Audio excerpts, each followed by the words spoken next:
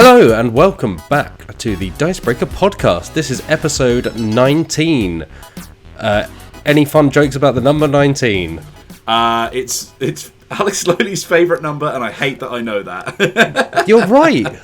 It's a shame we don't have Lowley's with us. Lowley's, we hope you get better soon. Lowley's is unfortunately off sick today, which is why she's not joining us. But hopefully we do justice to her favourite number in this here podcast.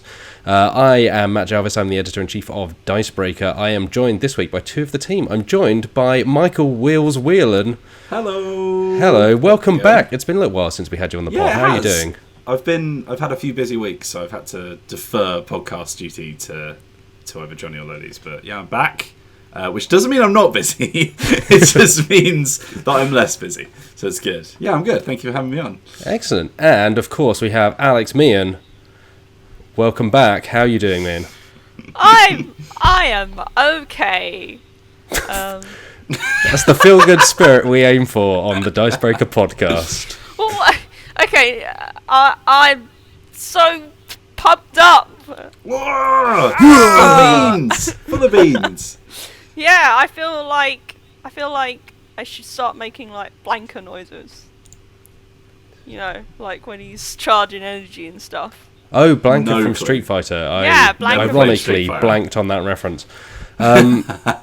We are, of course, here to talk about board games and tabletop role-playing games and all sorts of stuff for the next hour and a half or so. Enough of those video games. Yeah, get those out of here. Disgusting. Was that a whip? I don't know. It was my thumb going backwards as well, whipping over my shoulder.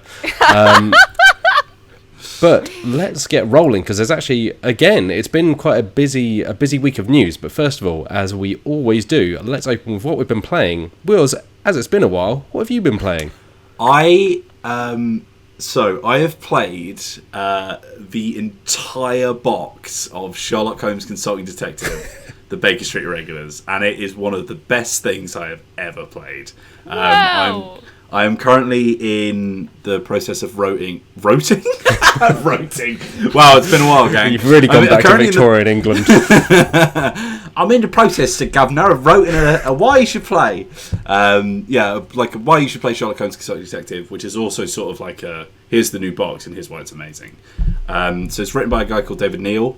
And it is, so I think this is like weirdly this is the first Sherlock Holmes box that I've played. I've wanted to play them for a long time, but I always thought, I should probably start with the first one, but it's so hard to come by. I didn't realise, and this is my PSA for anyone who's in the same boat as me wanted to play the first box. The first box is available. They've just rebranded it, so it's now called the Thames Murders, I think. Yes. And other cases. So what happened was the original one was just called Sherlock Holmes. Sherlock Holmes Consulting Detective. Yeah. And then they were like, we can make loads of these. So let's just like give it a big man and his cigar. We can make loads of these. And now there are multiple, but I believe you can play them. You can play them in any order, I think. Yeah, which I didn't really trigger at the time. But so eventually we got. So every week we get like a sort of here are the new things Asmodee are putting out, and they're distributing it and actually publishing it, I think, because it's Space Cowboys. Yes, because the original Consulting Detective was Ystari, or Ysarity. I can't remember the publisher, the French publisher, but it was notorious for having quite a few typos. Despite being a great game, the writing was just iffy as a result of, I think, quick localization. I don't think it was necessarily bad writing, but it was like poorly edited writing, I think, was the issue. Even to the point where I think one of the cases you had to kind of Google it because it was kind of unsolvable because of a typo, which really sucks. But the writing is a good segue, because this box, like, not only are the adventures like really fun and like really interesting mysteries, the writing in this book is fantastic. Dave Neal has done an incredible job, and I think because there are so many mystery games out there right now which are just like it's like they're board game designers, but they're not writers. I remember listening to people talk about Detective, a modern crime board game or whatever, and it's just like you'll have like 5 cards of someone saying the salad in the canteen was bad. I spent my day looking at papers, and then you read the whole card, and then you put it down. And you're like, I have not actually learned anything about the thing that we're supposed to be doing. Whereas like, and that's by You know how to say his name, Matt. Ignacy Shevchik. Yes, I like Detective, a modern crime board game, despite having a terrible, terrible name. But the writing is not the strong part of that game. Yeah, I really like the structure of it, but the writing is definitely a bit like, okay. I think you need to have really good writing to carry these kind of games because you're basically just reading a book, right? Just in an order that you try and wrangle yourself. Yeah. And like honestly, some of the I don't know if it carries out throughout all of the boxes. I've only played one other case that wasn't Dave Neal from the original box. So I've played the Munitions Magnate, I think, from the original box, because I want to look at the original and see which of the two is like the better to start with, because I think the game's progressed a bit over the years. But my god, yeah, so like you follow the Baker Street Irregulars, which are like the little orphans that help out Sherlock Holmes. So you've got Wiggins, who's like the classic, who's part of the crew, and I think he's part of the gang like a lot of the time when you're playing the other adventure boxes. But now you actually have all the rest of the guys that hang out with him. So you've got Tinker and Simpson and all that kind of stuff. So like one is like he sells matches on a street corner and stuff like that. You live in like an abandoned factory somewhere. So it's but it doesn't just say, oh, hey, you're kids now. Like it actually, it's Victorian England. So they look at the Child Labour Act and all that kind of stuff. And like there's intrigue with the politicians who are around that. And then there's problems with like child abductions and all that kind of stuff. Like it's really like interesting and like it portrays some of the darker edges of Victorian England, which, I mean, it had a lot of them. Yeah. the darker edges of a very dark history. Speaking of which, do you have the Jack the Ripper box, Wills? I do. So I asked Tim if he could just send them over so I could have a look at all of them and see which one was the best to start with. Why do you ask? Because that obviously is based on the real life Jack the Ripper cases, so it's more of a connected campaign, whereas a lot of the other consulting detective ones you can kind of play piecemeal. But because it's based in reality, I found that one a little tougher. It's a bit more brutal to go through. Difficult to read. Yeah, I think a lot of the time, like these cases, whilst they will deal with like murder and stuff, like the cases in the Baker Street Irregulars, there weren't any that I found like distasteful or anything like that. Like they always had that sort of fun kind of Sherlocky feel to them, where it was like, it's all fine. Don't look at all of the horrible child labour in the background. Everything's okay. Please, Mr. Sherlock, I've only got a minute lunch break. I need to go under the machines and get my arms torn off. Oh God. That's what happened. I was talking to, so I'm playing it with my partner, and I was talking to her about Fosse Jewell the other day. It's not a good time period, but anyway, so like it doesn't just, I think one of the reasons this stuck with me the most, and I don't know if it's the case with the other boxes, like it's really character driven.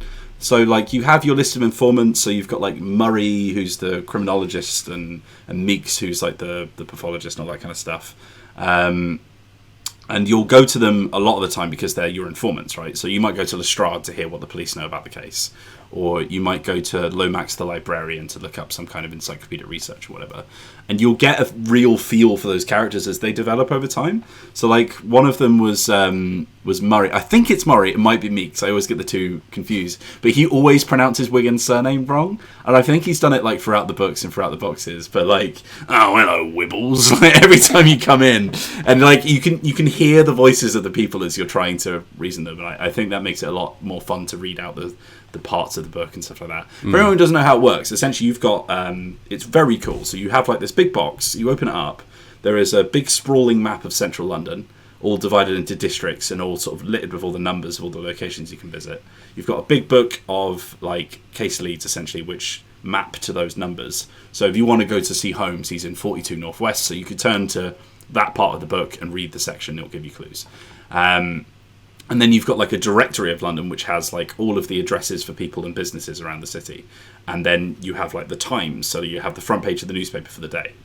So you're going through like all of these little bits of information, like trying to ignore all their red herrings, and then you'll get a little bit of a lead and you'll follow you down a path, and like it's invigorating. Like it's so exciting going, because it feels like you're really actually cracking something. And I think a lot of the time, I think I watched a really old review. It might have been Quinn's actually on Sharpton Down or something. They were saying that like when you get to the end of the book, you basically read the solution, and it's that classic thing of you're not Sherlock. You are the people who follow him around trying to figure out what the hell he's going on with. And then he just sort of says, well, of course, it was very obvious if you just follow these 4 leads. And you basically get like points for how many different paragraphs you had to read before you cracked it. And if you got more than Sherlock, you lose 5 points off your score from the questions answered for every single one that you went over. So it's like you crack it and you're like, okay, that took us like 20 leads to solve. And you get to the end of the book, it's like, Sherlock Holmes would have solved this case in 5 leads. And you're like, oh, come on! Like, it's infamously known. I don't know if James Wallace came up with this, but it's from James Wallace. I heard it first, so thank you, James. But it's nicknamed Sherlock Holmes Insulting Detective because you basically get to the end and he's like, you complete fools, you could have just turned the corner and there was the murderer. Yeah, you just get but it's like, he'll take the piss out of Lestrade and stuff if he's around, but he's never sort of like condescending in this book. He's always just sort of like, I mean, obviously, I just went to here because that makes the most sense. And you're like, oh, God, yeah, it does, doesn't it? You're like, it's not even the fact that he's like, unless you're a real idiot, you would have gone to this lead. He's always just like, I mean, look, it's obviously this because of this. And you're like, oh, yeah. You yeah, that makes sense, actually. Playing as kids. Yeah, exactly. Probably giving you a bit more slack. But it very much like, yeah, it gives you a real feel for those characters and like you get really invested. So like halfway through the book, one of the cases, and it's not a spoiler because it's the intro to the case, it deals with Wiggins' backstory and like what happened to his parents and all that kind of stuff.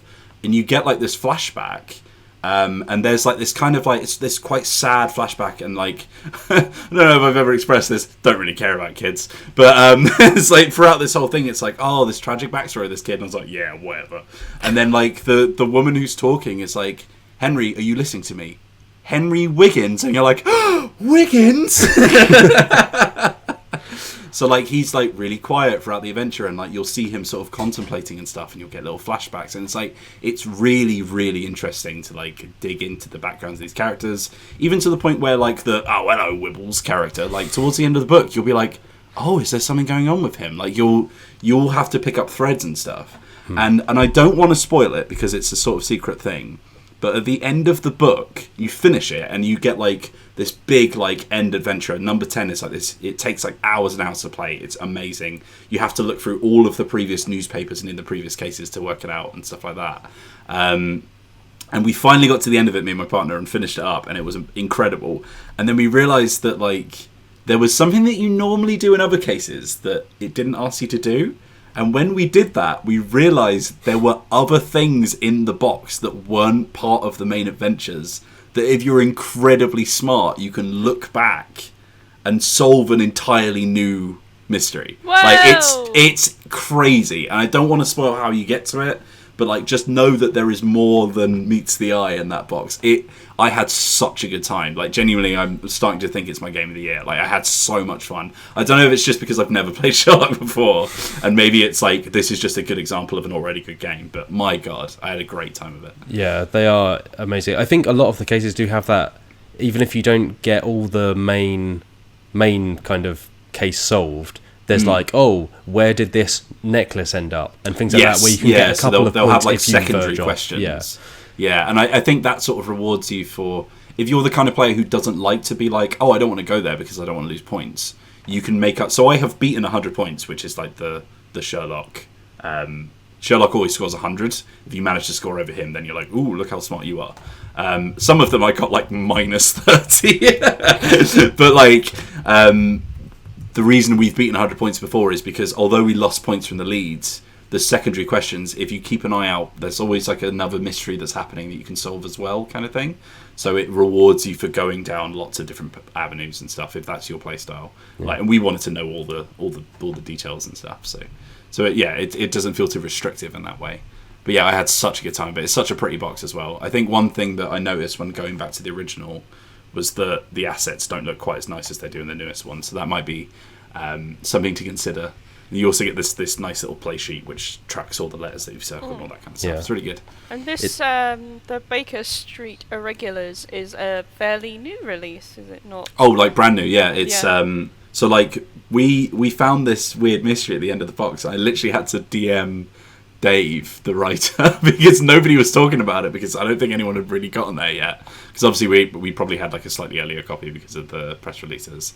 And I was like, Dave, what does this mean? And he was like giving us hints to try and figure out. I still haven't worked it out. I have no idea how it works. So, but yeah, it's really, really cool. Do we know, do we have a release date for this? I think it's out now. Yeah, it should be available now. I've seen people playing like the first couple of cases on Board Game Geek and all that kind of stuff. The funny thing is, I probably wrote the news story on that game, and like a lot of it's been pushed out. The info's been pushed out. Yeah, there's only so much news you can hold. It sounds really awesome, to be honest. My flatmate and I are still trying to get through Pandemic Legacy Season 1. Nothing against the game, it's literally just trying to get ourselves to sit down and play it. But this sounds like the kind of game we'd also really dig. Because I really like mysteries, but I also hate ones that are really bad. Mostly because of being subjected to endless episodes of Midsummer Murders. I would say they all feel like they've been written by someone who really knows what they're doing. Like I at no point did we finish. There were some cases which felt like there was like one or two that felt a tiny bit like less interesting. Like it was sort of like, oh, that was all right, then let's move on to the next one. There was one that's all about time management, which I didn't really vibe with, and then there's basically the 9th adventure is kind of just a preamble to the 10th. Okay. But because the 10th one is so long, it kind of balances itself out.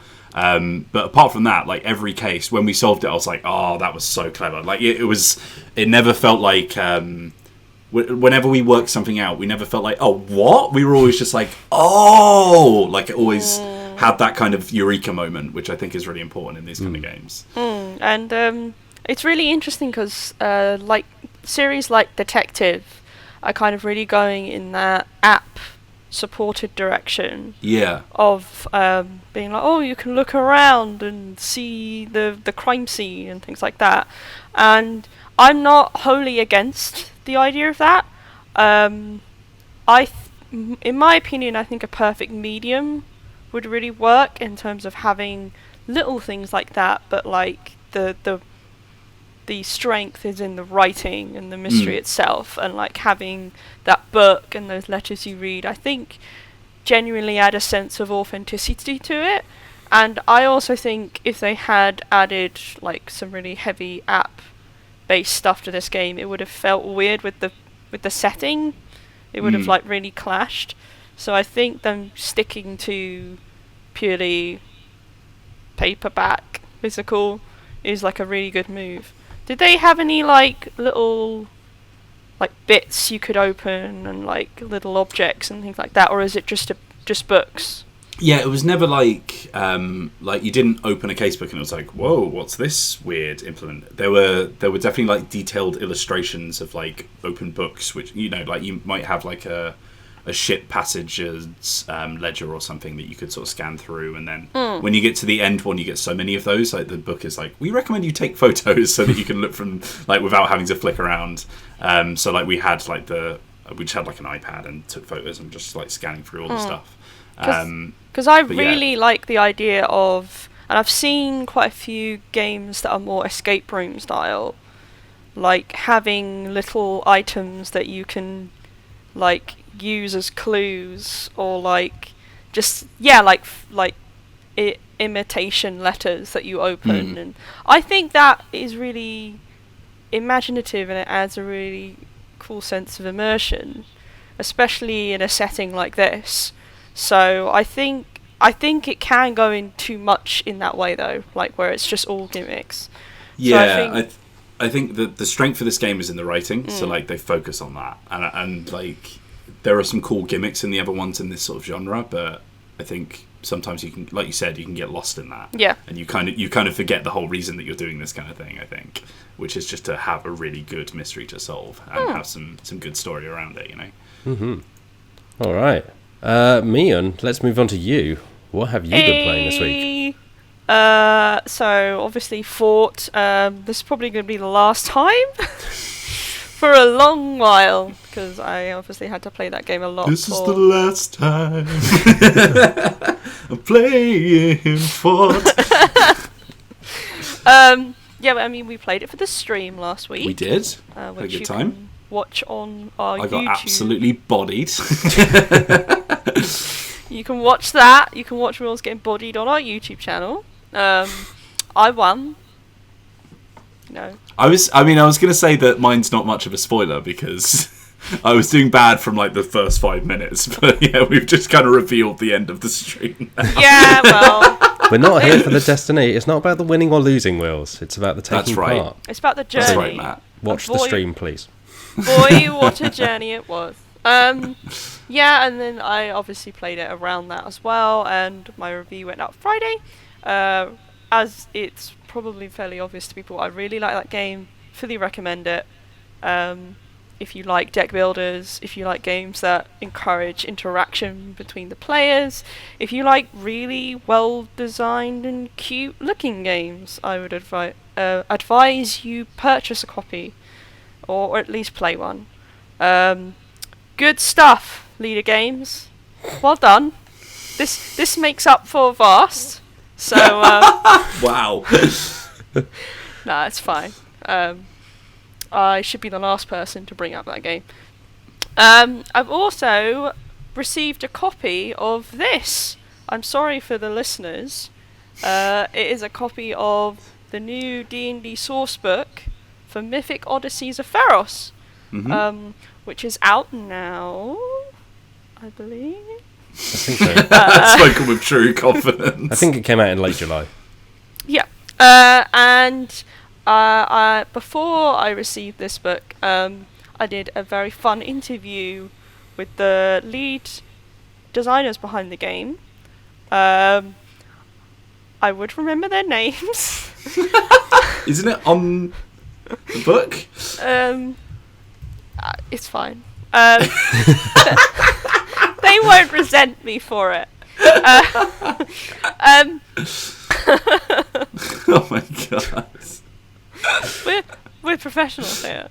Yeah, absolutely. Yeah, the lead designers for the source book, which is based on the Magic the Gathering set, or multiple sets, are based on the world of Theros. I feel like Matt Jarvis has something to say. No. Yeah, he's probably trying to fill in the many holes that are currently present in this conversation. Yeah, so Pharaohs is like a world that's massively inspired by Greek myth and legend, and not so much the history. It has loads of big monsters in it, like you'd expect, and obviously gods. And the big conversation we had in our interview was around the gods that populate this particular setting of D&D and Magic. They've been around in Magic for, well, since the set was first released. And obviously they've just been now introduced into the world of D&D. Which is really interesting because these gods have a very different flavour about them from what you'd expect from Dungeons and Dragons gods. So I wouldn't say, a sense of decorum is anything really apparent there.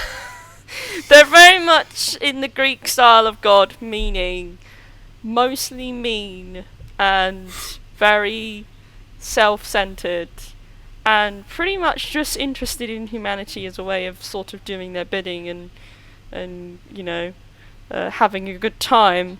And this source book really reflects that, I think, because the gods are such an important part of it, in the sense of when you create a character, they have to be connected to the gods in some way, whether that's because they follow a certain god, or whether it's because they outright dismiss the gods entirely. Some characters you can make that are just fully god killers because they're so sick and tired of being messed about that they've had enough, and you can that class is called, it's not really a class, it's more of a trait, it's called iconoclast, which is where you can pick a reason why do you not like the gods. Whereas, you know, depending on what god you choose to become like a connected follower to, you can get supernatural powers from that. So now it's not just clerics and paladins, you know, who are like, I'm buddies with this god, so I get cool stuff. Everyone in Pharaohs gets the cool stuff now. So it always cracked me up that, like, you can kind of be an atheist in D&D. And it's like, lads, they're like, you can just go visit them. They're over there. Like, well, it's depending on the storyline, it's not so simple. Like, a lot of gods in previous D&D lore were kind of like, I'm just here hanging out. I'm not really interested in what's going on down there. I suppose I'll give you a tiny little grain of my power if you are nice about me, but otherwise I'll be over here in heaven doing god stuff. Doing god stuff. Just god things. Whereas these gods are very much like Earth, well, in this case Theros is their playground. When someone posts a mean tweet about like another god or something, and one of them's like, "Oh, you didn't," and then how dare you? Yeah, well, like when we were talking in our interview and in the book, it's very much a case of you can be fully contacted by one of the gods, and they'll just be like, "So, could you go over and like kill this god for me, please?" Or go and like send a message to, you know, this other person that I don't like, and you know, it's up to you whether you choose to do that or not. But despite how terrifying it might seem to deny, you know, a god's wishes, you can just outright do that because everyone in Theros is just a much higher power level in general than other characters from the other D&D settings. It's all just sort of wild, really. It's like no holds barred. Like, yes, you can play as a minotaur. Yes, you can play as a satyr. Yes, you can play as a lion person, not a tabaxi. A lion person or a fish person. A triton. Must be a lion. Yeah. It's kind of no holds barred, really. But there is a lot of potential for interesting storytelling. As well as the wackiness. So I've been sort of perusing my copy. It's been on D&D Beyond for a while, but now, you know, I have a physical version, so I can sit there in my lunch break, sort of going, ooh. With a kappa. Yeah. Look at that big old Hydra. Just like prude, kind of like just tutting at the hijinks of the gods. I mean, even like Heliod is basically like their version of Zeus, and we all know what I think about Zeus. Yes. Well, you say so we all. This is like a Dicebreaker in-joke that can't be repeated on this podcast. Yeah, no. Unfortunately, it's one of our slogans that doesn't translate to a T-shirt quite as well. Unfortunately. Not one that we could sell anyway. Yeah, I mean, Dicebreaker being Dicebreaker, we have had conversations about Greek gods and Greek classics. And, like, Zeus is the lad of the group. So, like, Heliod is along the same lines in terms of... Like, he represents, like, the white magic in magic. So, obviously, magic has different colours of power, and, like, white is supposed to kind of represent, you know, order and authority and things like that. And Heliod is just kind of, like, just swings his right around. It's a bit of a dweeb. What?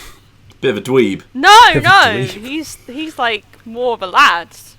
Okay. Yeah, this book's estimated. He's one of the boys, is he? Yeah, no, like he's definitely like he's meant to be one of the more, you know, he's the like the father figure, that, you know, the guy that people look up to, but equally he just hates one of the other gods is the god of the underworld.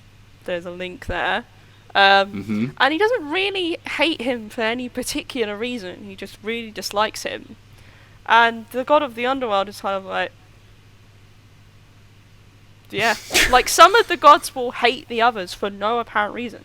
And, like, the other god will be like, I'm not that fussed about it. Like, I've got my own thing to deal with. But there's definitely some interesting connections there. So, yeah, I've been lost in the world of Theros. It sounds... I am intrigued. I don't know if it's... We don't know. This is not confirming anything, but I'd be intrigued to maybe go there as part of Dungeon Breaker at some point to see how we fare. Though if anyone is up to speed on Dungeon Breaker, you can probably imagine how we would fare in a world filled with even more powerful beings. Yeah, I mean, like, yeah, these... So obviously we're in Avernus at the moment, and the deities and that are of a certain kind of morality, but in this source book, and in our interview when we were talking about it, the morality of the gods is very much less certain. Like, they are more, obviously they still have a classic D&D morality attached to them, which I'm not a huge fan of anyway, but it kind of feels more like that was just put there for the sake of, we always do this, let's just do that, an alignment. Because, to be honest, even, like, the somewhat benevolent gods, like, I think her name is Karametra, and she's, like, the goddess of the harvest and such, but she went through a stage of, like, being genuinely quite violent, and a lot of people died, and now she's kind of settled down a bit, and she's quite happy to be like, yeah, I'll help you grow your film. She's put her feet up a little bit recently. Yeah. On the top of a mound of corpses. But there is this sense of you never really know what could happen, like what could tip them over the edge. Like, they're just very unpredictable, and when you have beings that powerful who are incredibly unpredictable, then... Way! Well, welcome to the party, guys. Like, we're all in this. So, yeah, no, I think it's a really interesting setting, and as someone who is really into the aspect of Greek, classical Greek literature in terms of, like, these gods are kind of really petty, and it's kind of fun to see their matches against one another, and what happens because of that. And this book is really into that. So if you are into that, then you're probably going to like Pharaohs. So who knows what might happen, Mr. Jarvis? But I don't. I know! All right. Speaking of Mr. Jarvis. Yeah. Well, speaking... He's written in this doc, oh my god, I can finally talk about Pandemic. Yes. Thank you. I think it's time to wind him up and let him run off. For segueing me. So as of Wednesday, so by the time you hear this podcast, which will go out on the Friday as usual, the embargo for Pandemic Legacy Season 0 has lifted, so my review will be live in both video and written forms. I'm so excited, Matt Jarvis. I can barely control myself right now. I mean, you can read it right now, Alex Meehan. What? And then by the time everyone else hears this, they can read it right now. But I'll be sat here all smug because I've read it. Oh, I've already read that one, actually. Yeah. So yes, if anyone's been listening to the podcast for a few weeks, they'll know that I've been playing Pandemic Legacy Season 0, which is the third and last game in the Pandemic Legacy series, despite having a 0 on the end. I'm not going to give away any spoilers here, and I don't in my reviews, either of them, so you can read both of those and keep everything kind of to discover for yourself. But I really like that game. I think coming out of it, I still think Season 2 is my favourite, personally. Whoa. Just because it's that little bit more experimental and weird. But I think the thing that really shines about Season 0 is they do a really good job, like Wills was saying about the characterization in the Sherlock Holmes games. Here, the kind of draw is like you're actually invested in the pandemic world. And for a world that kind of started as just like, I don't know, disease, like, here's some cubes, I was really kind of blown away by like how much I actually cared about how did we get to this point? Like, what are the factors behind this? And so Season 0 is like a spy thriller. It takes place in 1962. And it very much is a spy thriller. Like, it's really leaning into that. It gets not silly, but it definitely knows what it's going for. It's like, okay, you're having a lot of fun with this. Like, you've watched a lot of James Bond, you've read a lot of Tinker Tailor Soldier Spy, all of that kind of thing. You could go through and tick the boxes of yes, that, yes, that, yes, that. But it all kind of comes together in a way that is just really enjoyable. And I think Season 2 I think is generally well liked and held up. But I think it divided opinion a lot more than the first season because it was a bit more out there and it was much more difficult at points and it could be frustrating if certain things went wrong. I think Season 0 is much more consistent, both in its difficulty and in its general storytelling and gameplay. It doesn't push the boat out as much in terms of what you're doing. So the big additions are you can build teams, which are these little vans that trot between locations, and they basically act like player pawns, but they can be used on anybody's turn. But they clear up agents, which are replacing the cubes. They can do certain actions to complete objectives and things like that. So it's not as wild as Season 2, which had you exploring the map and putting down stickers and drawing routes between locations and things like that. But I think it all serves the story, which is where a lot more of the surprises lie this time. So again, similar to Sherlock Holmes, there is a debrief book which has numbered entries, and depending on whether you complete certain objectives, when you complete them, to what degree you complete them, and then just some straight up explicit choices that you have to make as a group, you can push the story in multiple directions.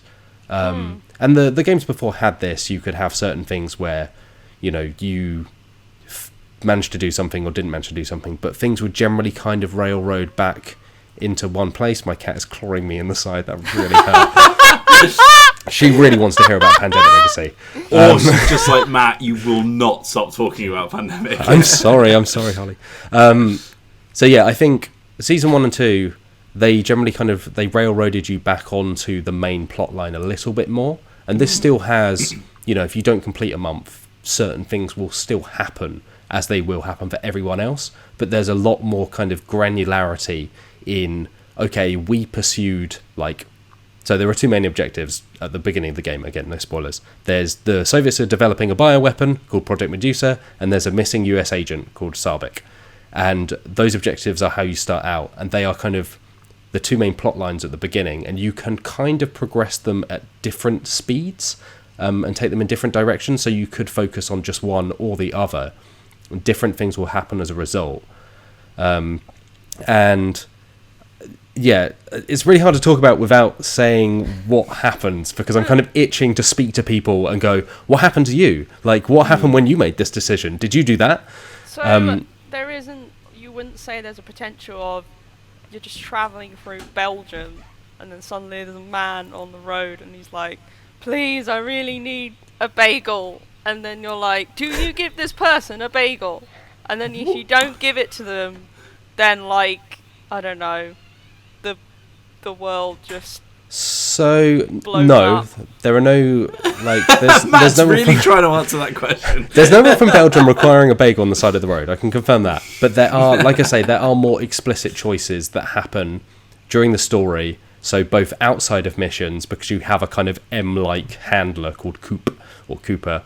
And so you can decide to make certain decisions that will then potentially push the story in different directions. Some of them are smaller things, some of them are bigger things, and some of them happen during missions.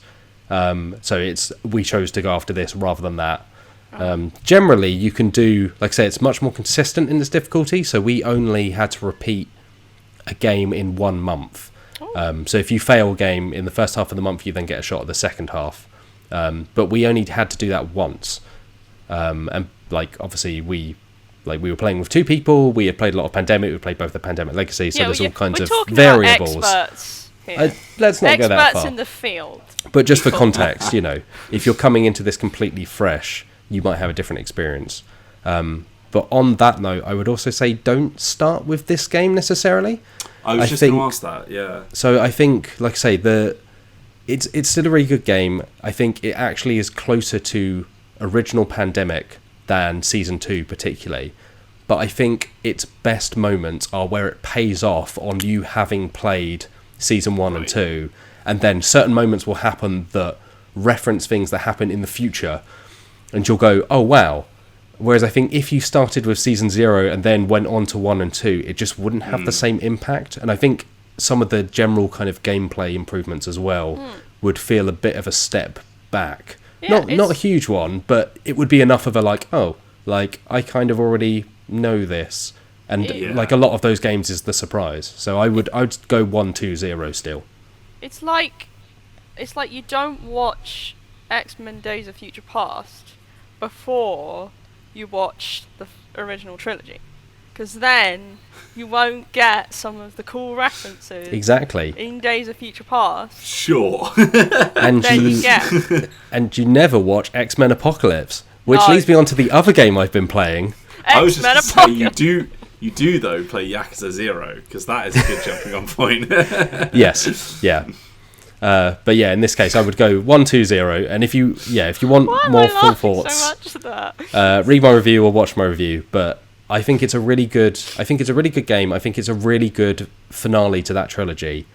But I think a lot of that power comes from having played the games before. So I think if you've already played the two before, like you will enjoy this one, and I think it will reward you.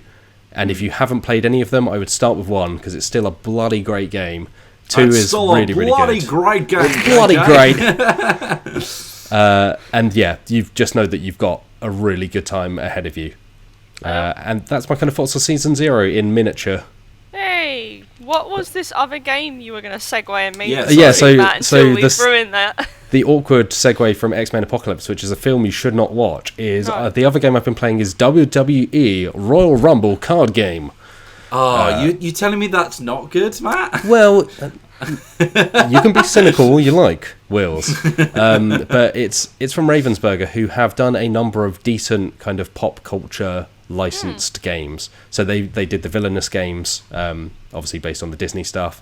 They did, I think, the Jaws game, based on the film, obviously, which was good. They've done a number of film and TV and whatnot adaptations, which have been really, really strong and good board games to boot.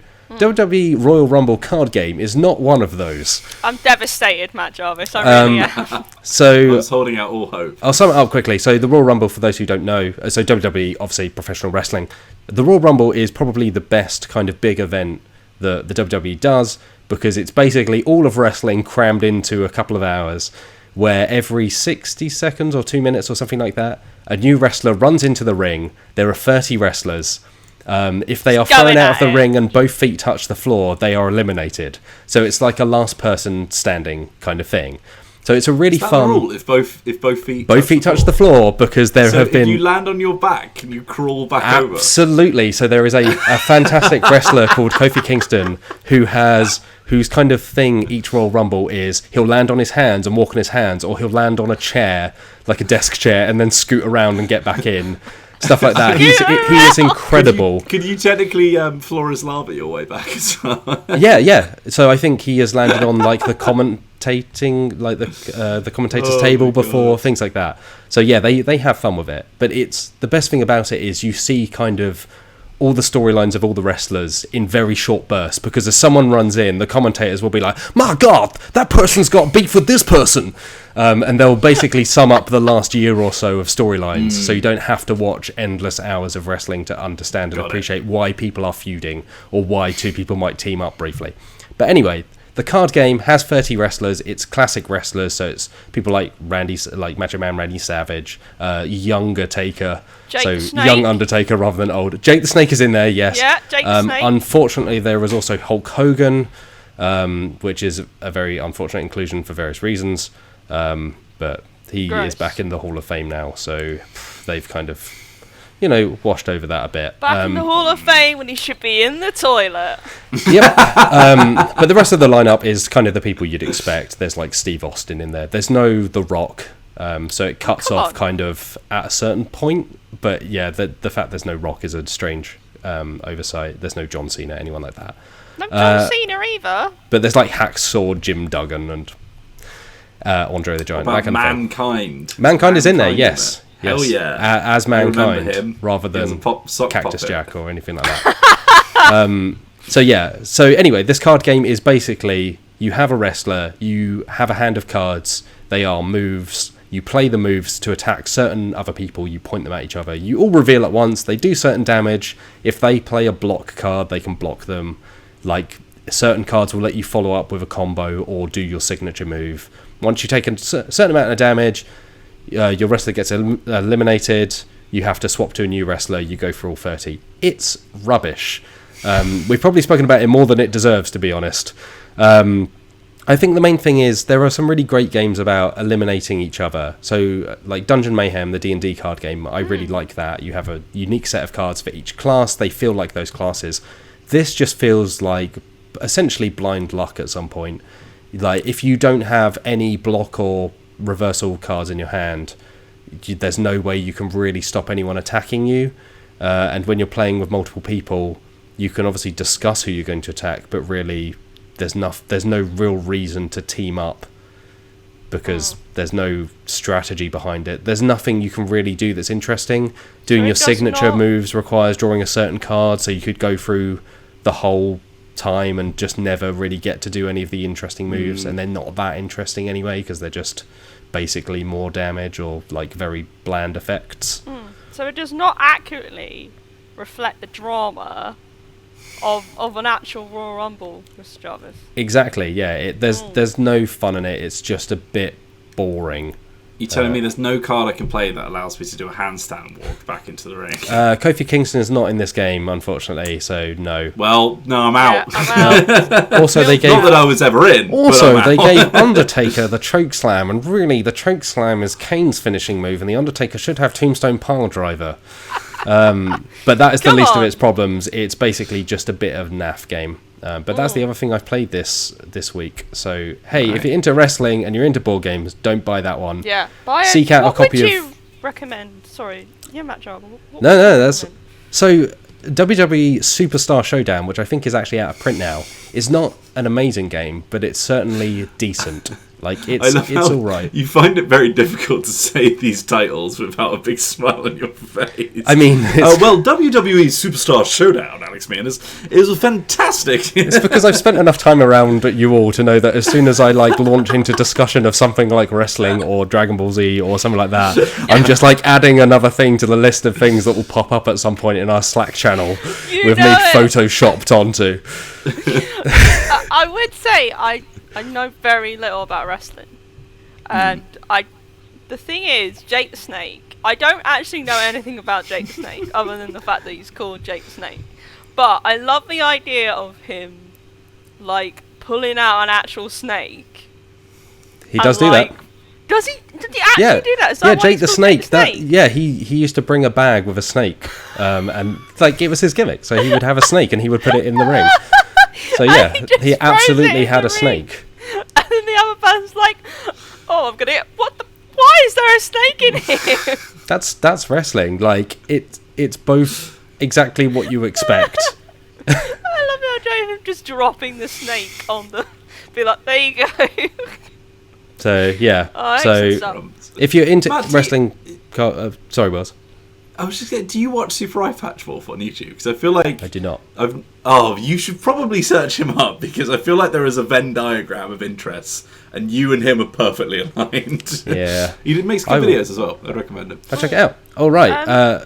Just quickly, I found I felt it was a bit rude, so I found the names of those lovely designers I spoke to.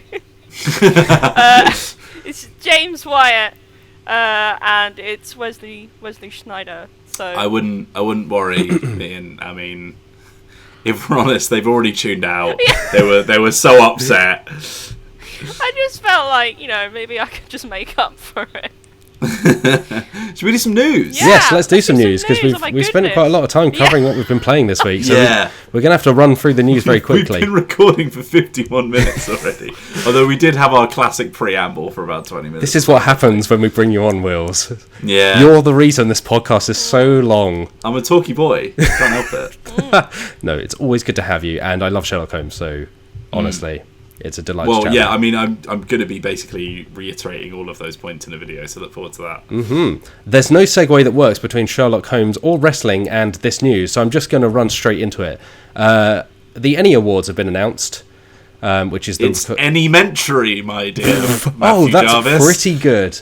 That's really good. Let's write that down as a title for this podcast, because so far I've only written just God Things and Wiggins or something. WIBBLES.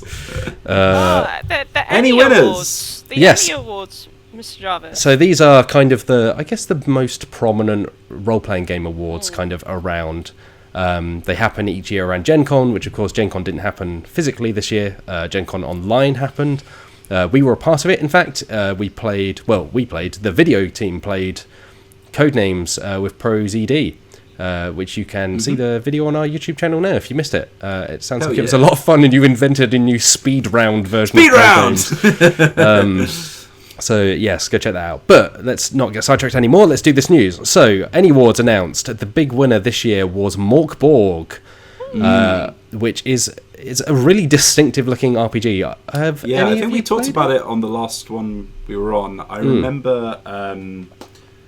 I think there was a copy in the office because someone had one, I think. I can't remember who. But it looks amazing. Like, the cover is, like, it's bright yellow and black. Like, all of the weapon illustrations, like, the Zweihander just, like, covers both pages. Like, it's very cool. You might say, Wills, cool. It has the best layout and design of any RPG this year. Whoa. Gold.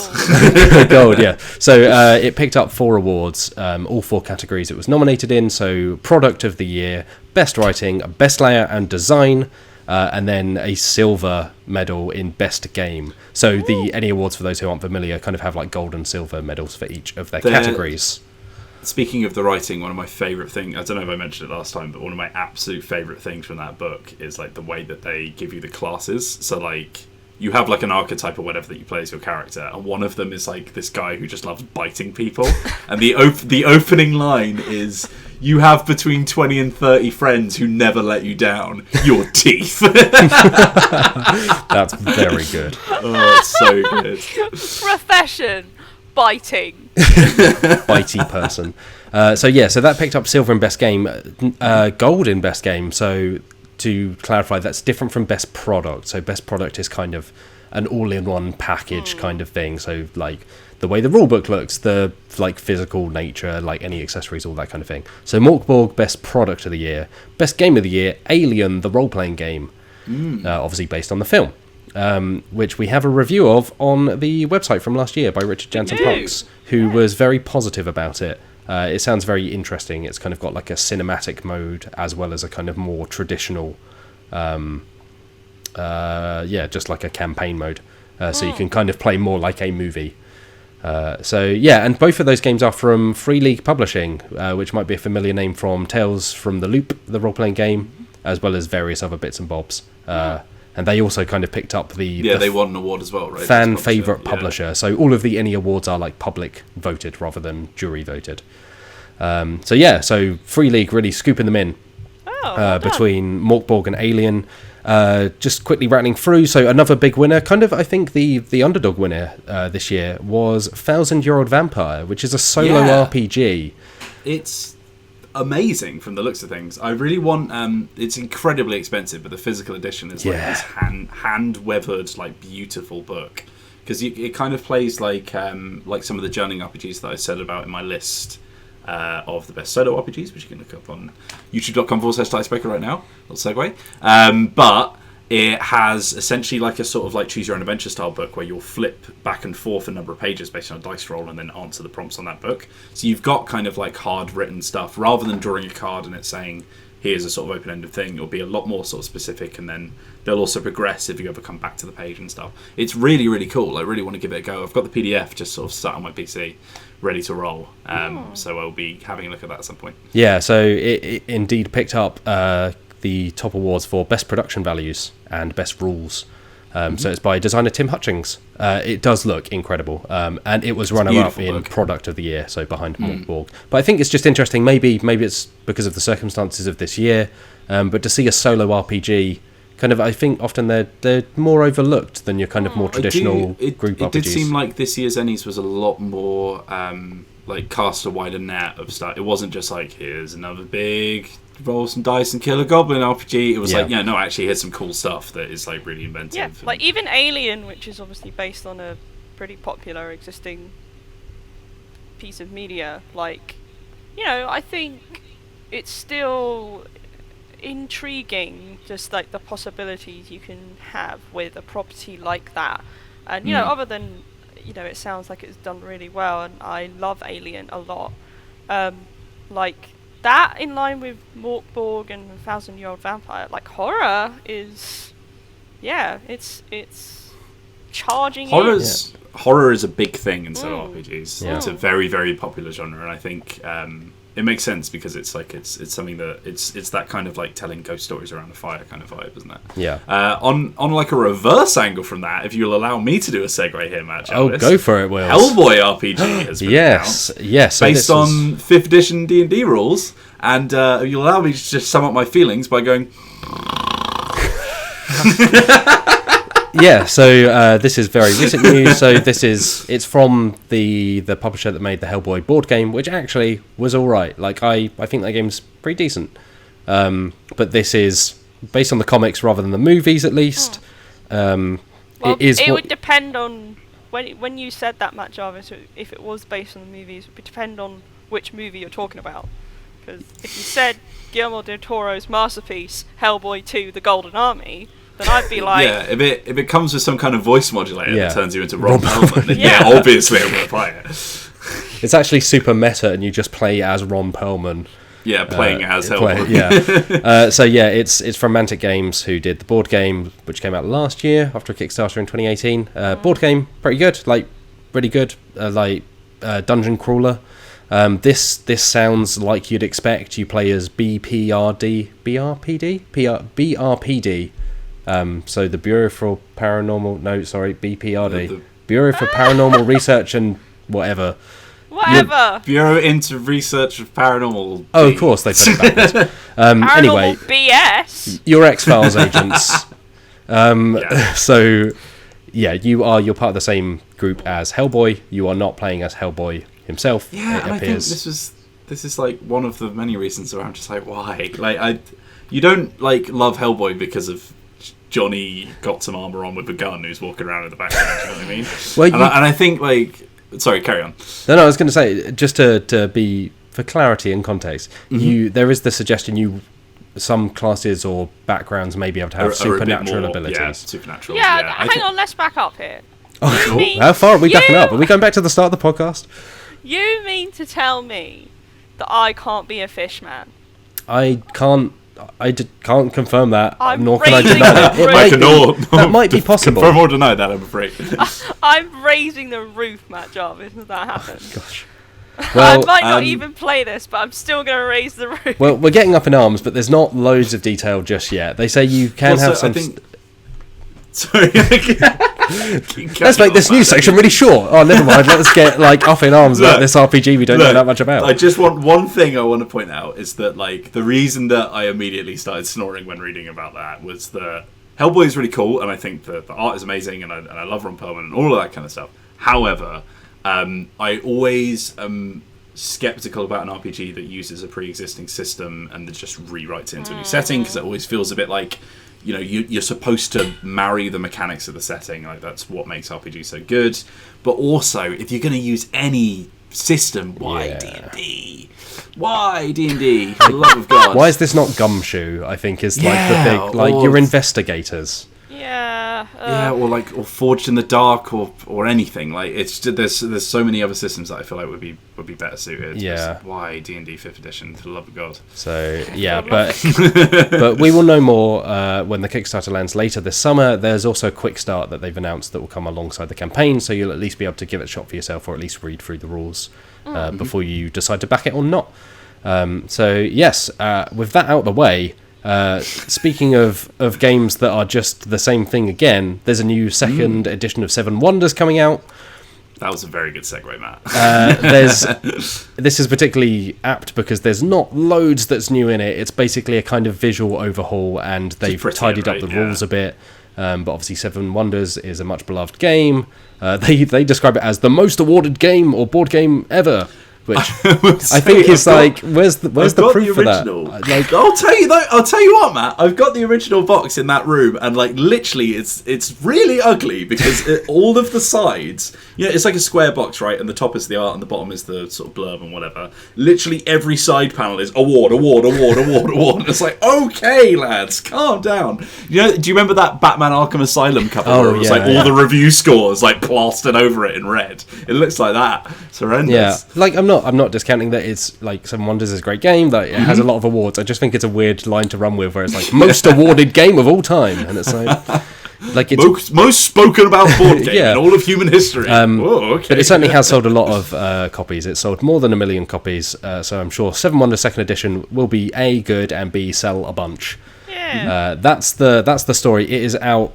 When's it out? I should know this. I can't see it in the story. I'm sure it was maybe announced later this year, for sure. Later this year. Yeah.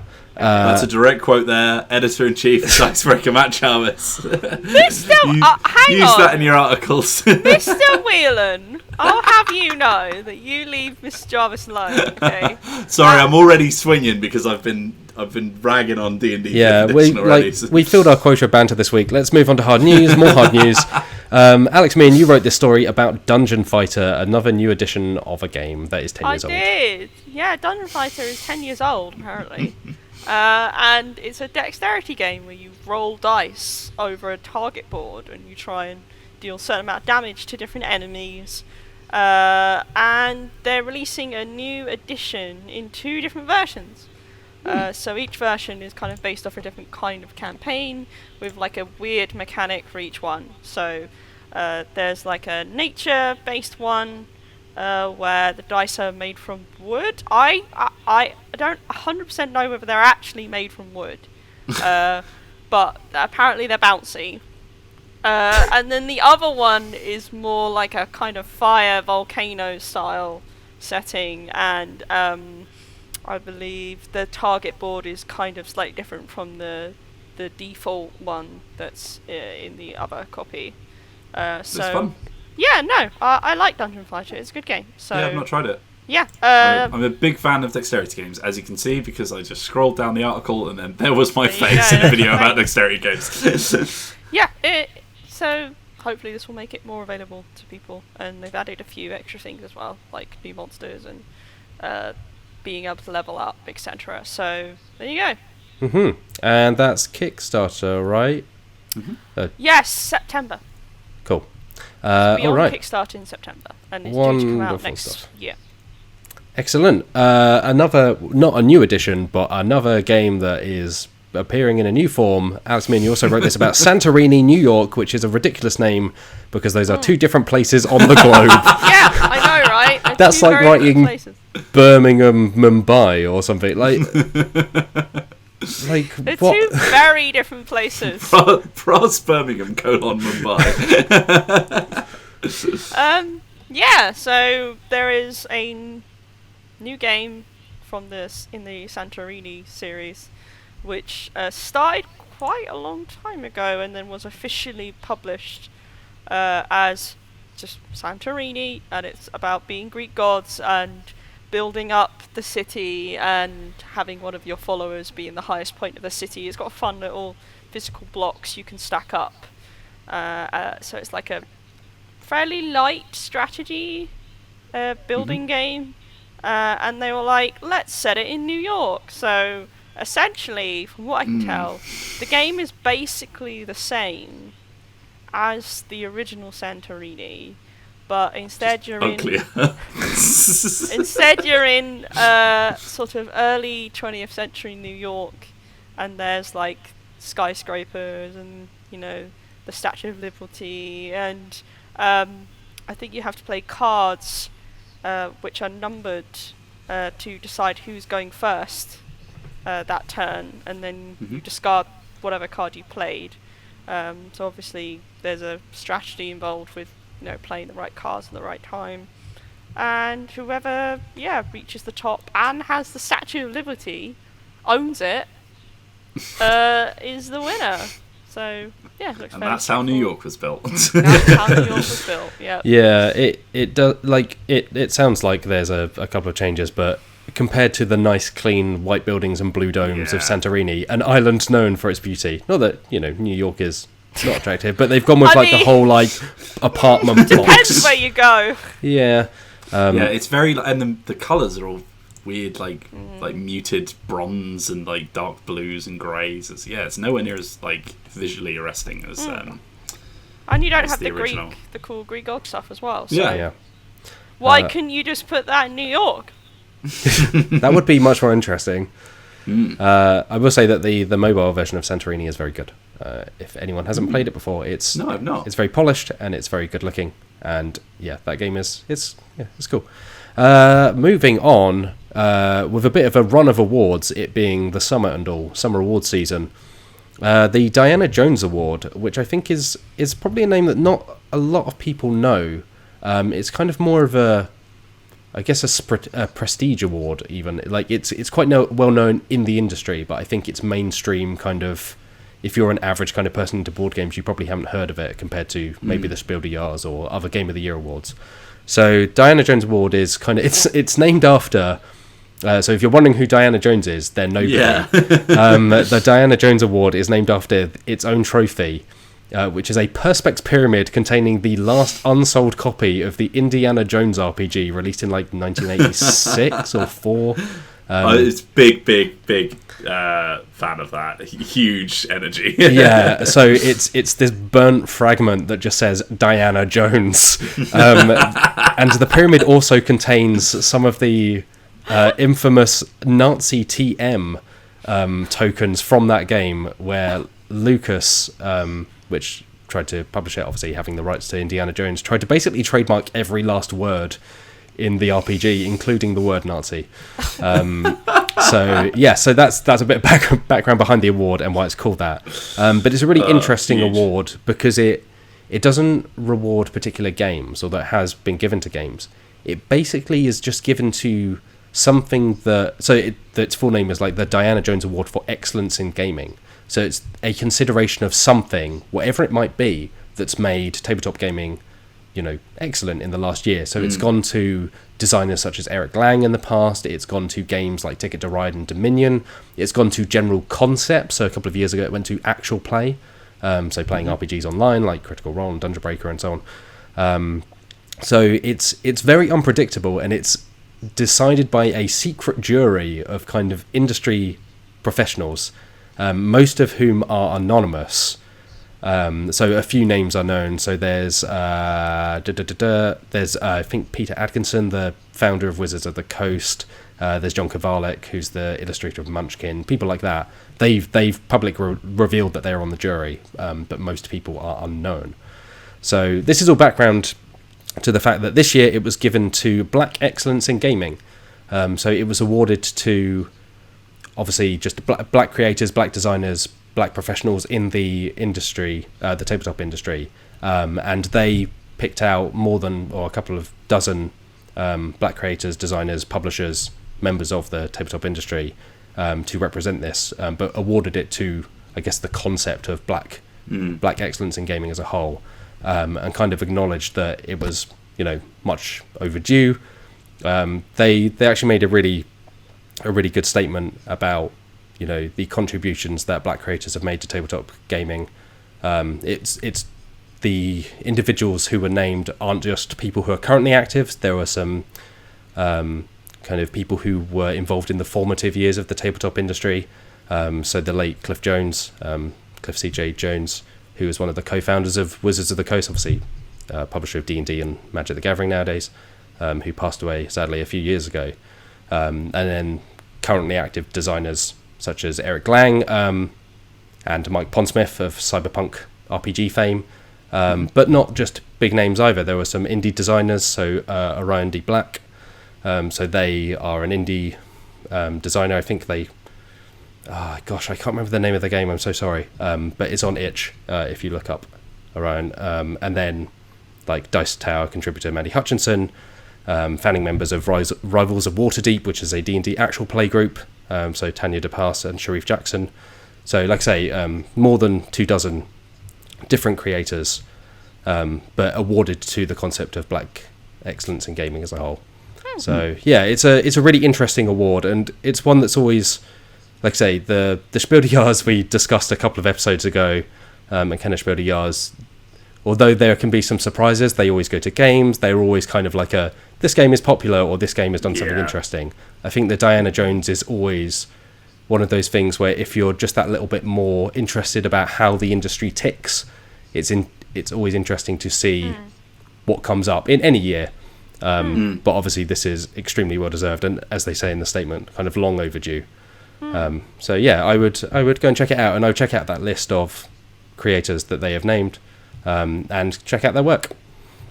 Finally, let's round up news with just another release, which was today, which is why it's at the bottom of this list, although it's probably one of the smaller stories.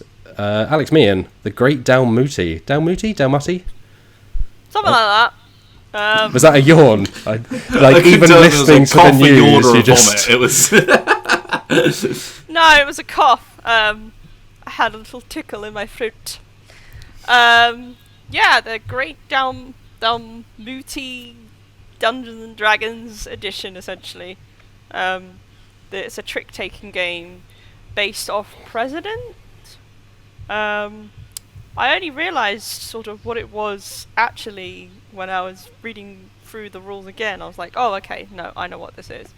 And yeah, it's essentially a very straightforward card game. We have cards numbered from 1 to 12, and you basically have to try and play increasing ranks of numbered cards, and try and get rid of your cards first. And they're releasing an edition with basically a Dungeons and Dragons theme. The artwork's pretty cool. It's by someone called Harry Conway, I believe. Yeah, he does some really cool illustrations. And the original was designed by Richard Garfield, that person behind The Magic, The Gathering. That there, magic-y man. Yeah, and this game will be out in November. Cool. So, if you like trick-taking games and you like D&D, there you go. Sure. Or buy a set of playing cards and play President or something like that. Yeah. I've not played the Great Dalmuti, so it might be slightly different and it might be worth picking up. But hey, it's there if you want it. It's there. Shall we move on to emails quickly? Yeah. Yes. Let's. Very, very quickly. Yes. Okay. Wills, would you like to read this one from Guy on Twitter? From Guy, yes. Regarding TTRPGs and the idea of a session 0, especially for groups you aren't already good friends with, have you ever run one? What worked? What didn't? And how would you structure them if you had to run one? Cheers and keep up the good work. Thanks, Guy, from Twitter.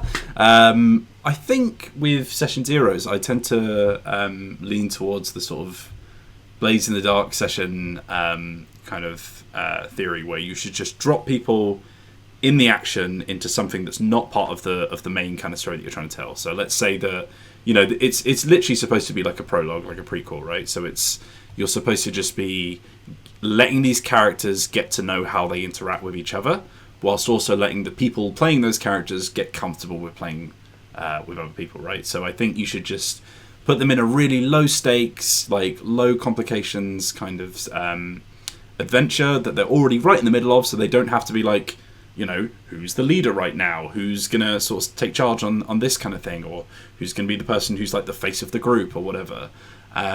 Just like they're already happening. They're already having to sort of say, okay, well, I'm good at this. I'll quickly do this.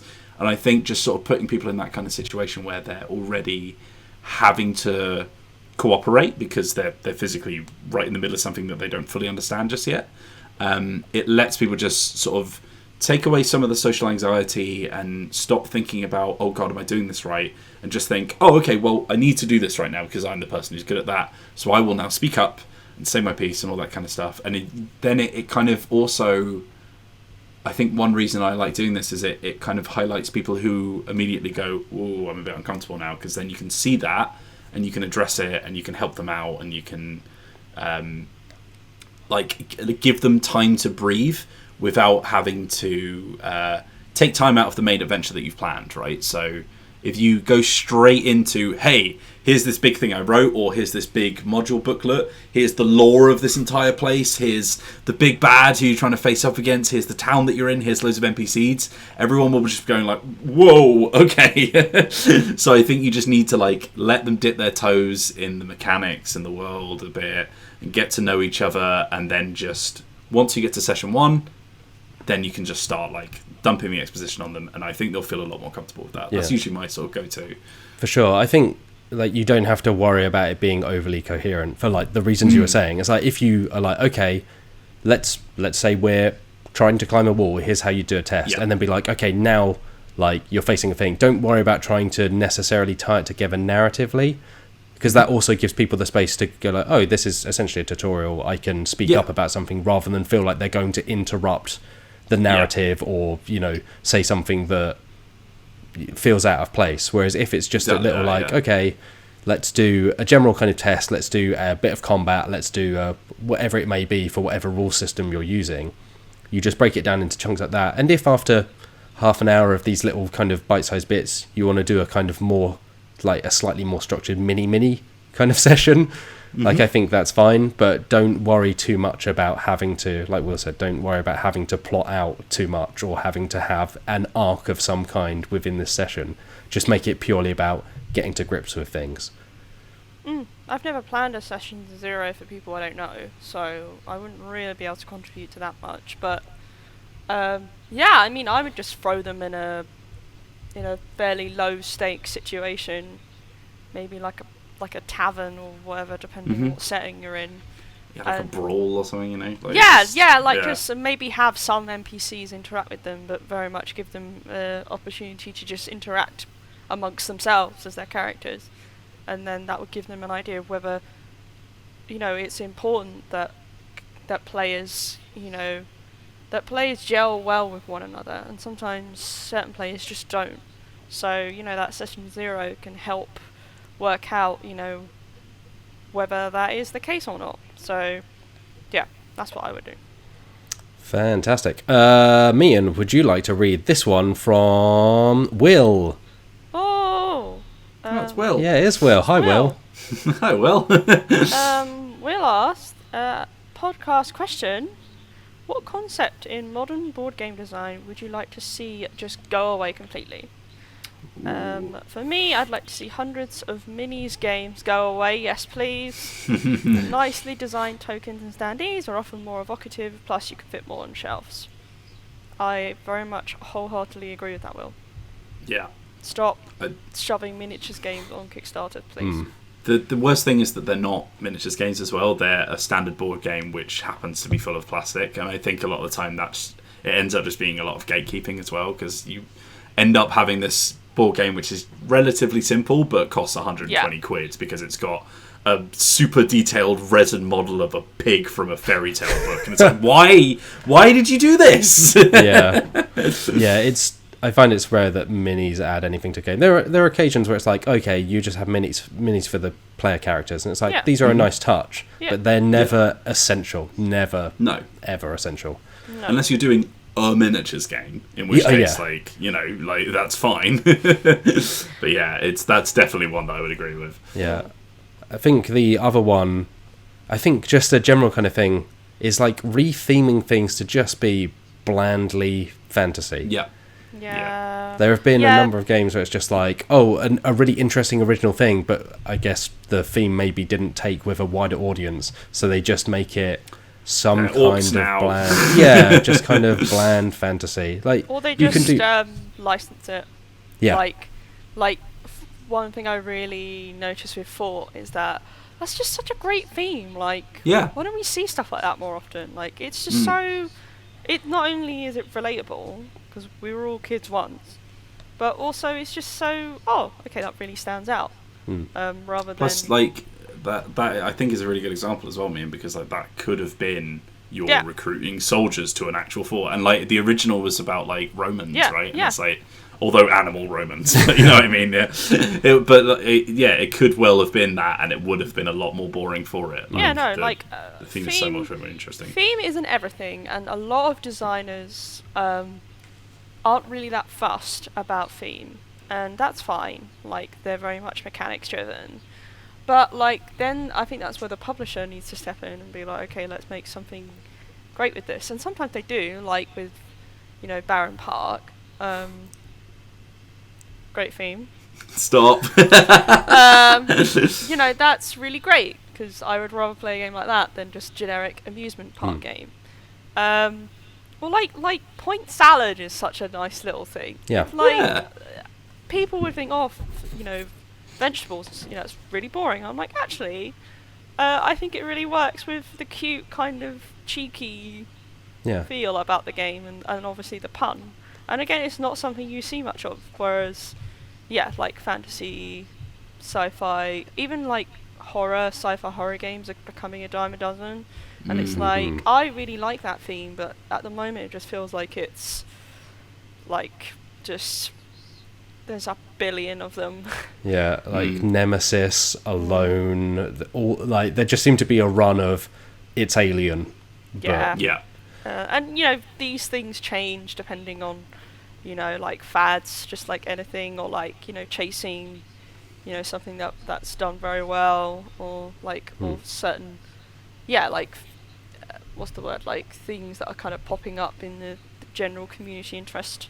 And I just think that really looking outside of the box, or even doing something you think that might be dull is actually quite nice, like patchwork. Like, it doesn't need to be, I'm a holy soldier of the Empire and I'm going to go and destroy this thing. Yeah, I mean, look at Azul, for instance, which we happen to have a very good tutorial video on youtube.com/Dicebreaker. Available now. But that's not the reason I bring it up. The reason I bring it up is that game sold incredibly well. I think over 1 million copies in like a couple of years. It came out 2017, I think, 2016 maybe. So not many years at all, but it sold over 1 million units, I think, remembering off the top of my head, which is a lot for a board game. But that's a game literally about tiling walls. But that theme doesn't really matter. Like, it kind of makes sense in the gameplay, but the presentation of it is so kind of exciting versus what could be a boring theme. Yeah. And it just shows you that if you take the right theme, like, I think Point Salad is a great example, like Sushi Go is another one. Yeah. Where it's just like... Well, Sushi Go works really well as well, where it's like, of course, like a drafting game, it makes sense to be picking sushi off a conveyor belt. Exactly. Like, if you... it's just really fun and cute. If you think... And that's another Phil Walker Harding game. If you think cleverly about how you're going to do your theme, you can make pretty much anything interesting. I would argue things like I think like pipeline or stuff like that does not do anything for me. Like industry stuff like that, I'm like, you got to work really hard. Let me tell you about Container. I'm not disputing whether it's a good game, Matt Jarvis. I'm just saying, shipping containers really doesn't do it for me. Trains. Hey now, trains are. Come on now. I'm not going to finish the sentence I was about to say. It's not suitable for this podcast. I will tell you afterwards. But I'm shocked, scandalised. Mr. Jarvis. Hey, I've seen. What was it, Brief Encounter? No, you're thinking of North by Northwest. No, you're also thinking of Brief Encounter. Yeah, I mean, trains. Right, where are we anyway? Again? I'm confused. I think, what we're agreed on is like stop doing fantasy because it's boring, or at least do it in an interesting way, right? Yeah. Okay, great. Let's cram in this very quick one. Great.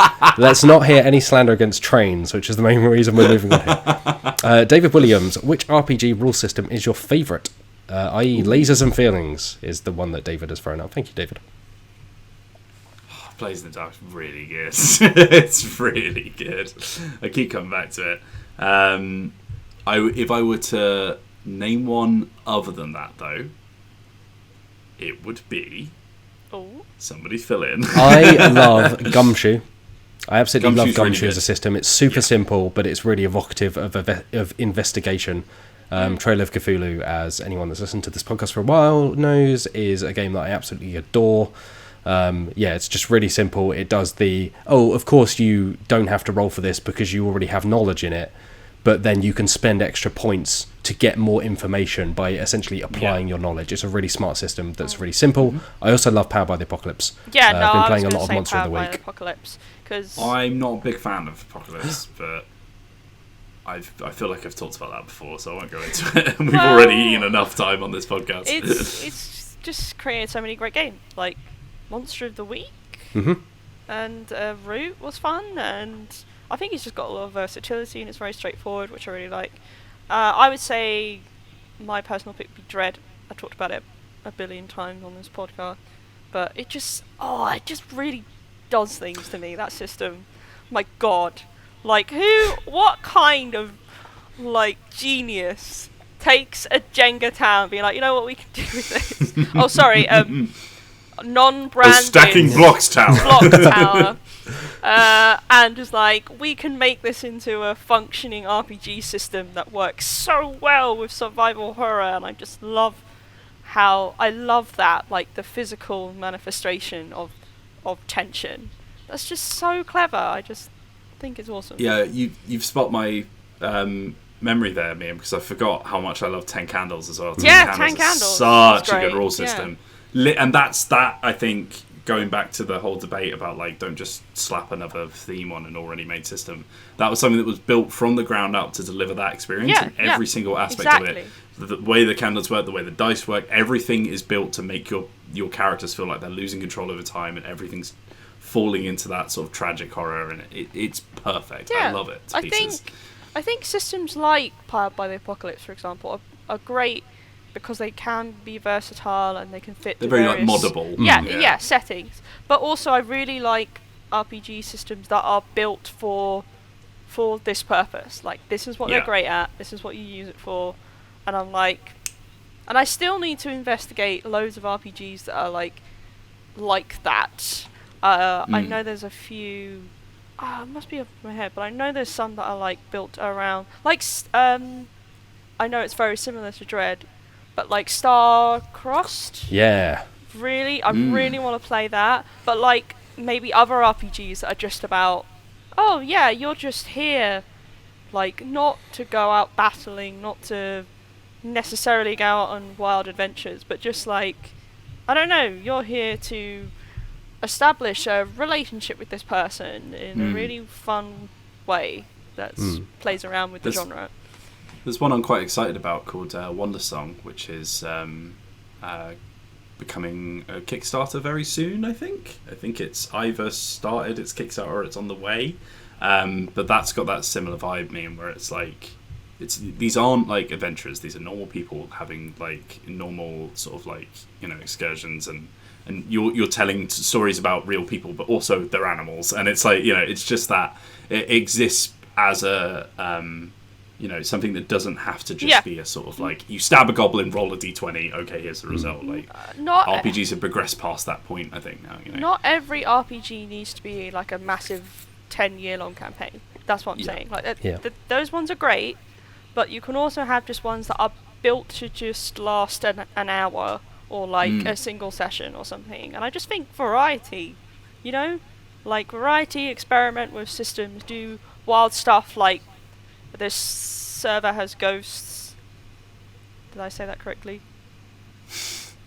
The one you play in Discord, right? The Discord one. Come on, Will. I haven't played it, I don't know. I swear you were talking about it. No, it might be Johnny. It was Johnny, but I swear you talked about it as well. Anyway, not having this argument. It sounds very cool. I'll quickly add that I've been recently reading an anthology of erotic, like, role-playing games. Oh my god, Matt Jarvis, send this to me now! It's really interesting, but I think obviously the content is much more mature than most role-playing games, but I think what it does really well is it does look at role-playing games from a very different perspective of how are these games about, like, two or more people connecting with each other, whether that's emotionally or physically or whatever it may be. And I think it's a really interesting, like, I was reading through, and I like some of them I think I would struggle to play with, like my particular group. I think they require certain players to really invest in them and to really kind of handle them with the respect and the kind of gravitas they deserve. But the anthology itself, I think, is really well put together. It discusses consent really well, and kind of making people feel comfortable at the table, whatever the subject matter may be. So yeah, I think that's a really... And again, like I think there's a game by Alex Roberts in there, which is what sparked my memory, the designer of Starcrossed. But it really kind of comes at role playing from a different angle. So yeah. Also, that recent Kickstarter for Yongshi Blood on the Banquet Hall, that yes. I'm really pumped about that. Like, can we talk about that, Matt Jarvis? Yes, we can, and that leads us nicely, because we're almost out of time, but it leads us nicely to the end of this podcast. Listeners, this is the first time I'm hearing this as well, so I'm very excited. Look at this fantastic segue into what's coming up on Dicebreaker in the next week or so, because we will have a playthrough of Jiangxi Blood in the Banquet Hall with co-designers Banana Chan and Senfun Lim. Yes! Which should be up not long after you hear this podcast. I believe it should be up this weekend. We're yet to record it, so that it may be a little bit later. But yeah, we're really excited to play with both Sen and Banana. And that game seems really interesting. Yeah. It's about a family running a restaurant by day, and then by night they basically beset by vampires. Yes. So it's a family of Chinese yes. immigrants who are living and working in, oh my goodness, is it New York? I believe it's New York. Yeah. And what's... Sorry, Karen. Yeah, and Jiangxis, for those who don't know, are like vampires from Chinese lore. Like, they're really awesome. And yeah, it's just about being a family. Like, you have the trials and tribulations of like working together to run this restaurant, whilst dealing with people being racist, and forming bonds together and supporting one another. And then you have a vampire, a Jiangxi, who comes to visit you at night, and you have to basically cope with that. But it sounds really, really interesting.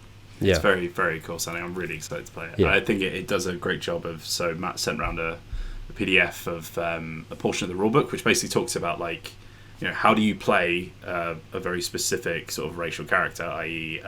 a Chinese American immigrant, whilst, not being that race yourself. And it's like, it goes through it as like, hey, like, this is fine. Like, it's fine for you to play characters who aren't from the same background that you are. It's about how you do it. It's about being respectful and like avoiding things. Don't do an accent, for God's sake. Don't, like, you're not a kung fu master. Like, these are bad stereotypes you should be avoiding, and like, things like, and it takes you through all of that stuff, just a very matter of fact, very like, look, if this is the first time you've heard this, that's fine. I'm going to explain it to you so that, we can all grow together, kind of thing. And I think it's really, really cool to see stuff like that in the industry. It's awesome that it's a setting based on just, obviously it's got Jiangxis in it, which isn't normal, but it is just about like a family running a restaurant. It's not based in like a stereotypical kind of setting. It is like something that you don't see enough of with, you don't see enough of, these kinds of settings. Yeah. So I believe that's still currently live on Kickstarter by the time you hear this as well.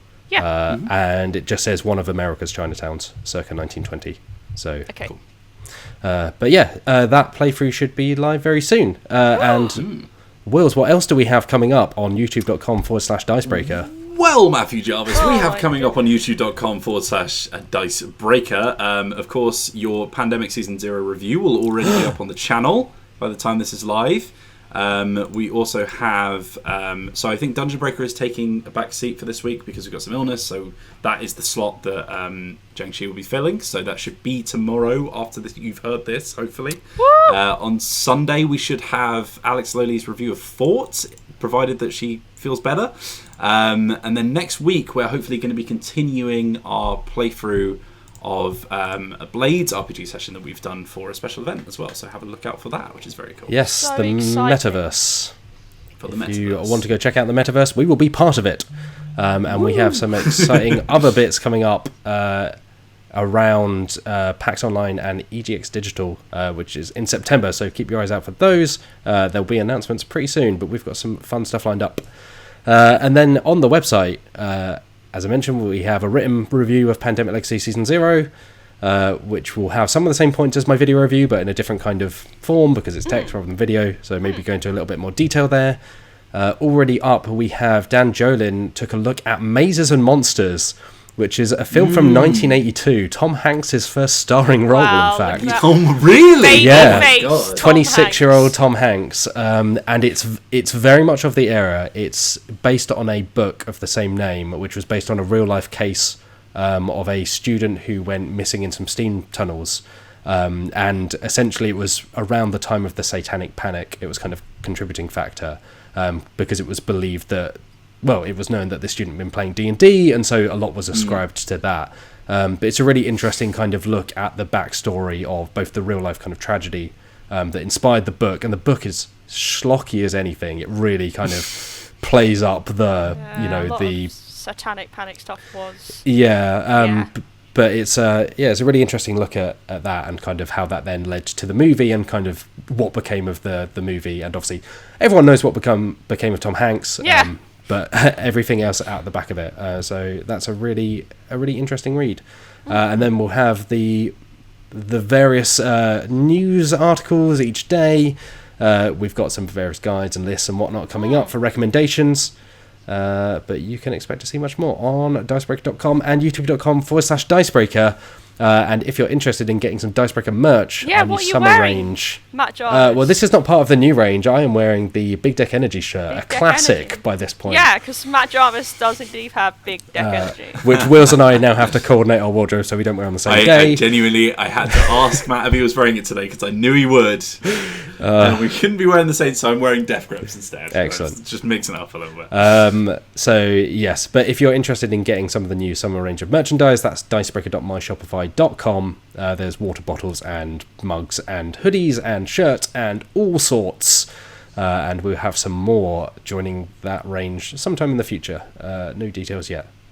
But for now... Such a tease, Matt Jarvis! I know, look at that. Keep tuning back in. But you can, I think I forgot to say, you can email us. If you've got a question for the podcast, you can email us at podcast@dicebreaker.com.